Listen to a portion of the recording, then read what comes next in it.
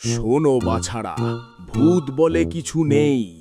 বিজ্ঞানের সূত্র বলে ভূতের ভরবেগ শূন্য, ভূতের স্থিতিশক্তিও শূন্য। ভূত ইজ ইকুয়াল টু জিরো। আরে একেই তো খুঁজছিলাম। আজ রাতেই দেখাবো ভূত কাকে বলে। স্যার একটু দাঁড়াবেন, কথা ছিল।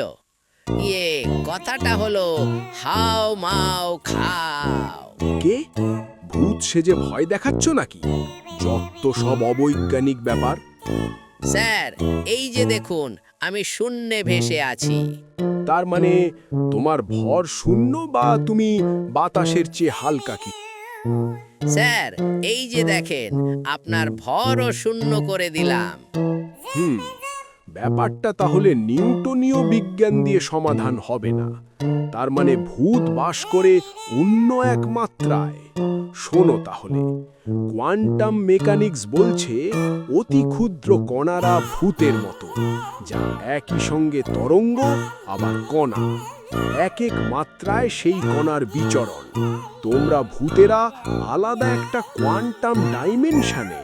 ও মাবো, বিজ্ঞান পড়ানো শুরু করেছে। সুতরাং বিজ্ঞানী শ্রোডিঙ্গারের সমীকরণ অনুযায়ী ভূতের ওয়েভ ফাংশনটা হবে। বাবা গো মাবো, এই বিজ্ঞান পড়ার হাত থেকে বাঁচাও। হে দর্শক, আপনি কি কমিক্স পছন্দ করেন? তাহলে আমাদের টুনামিনেশন চ্যানেলটি সাবস্ক্রাইব করে রাখুন, কারণ প্রতিদিনই আমরা কোনো না কোনো কমিক্স আপলোড করব। নতুন কমিক্স মিস করা কি ঠিক হবে?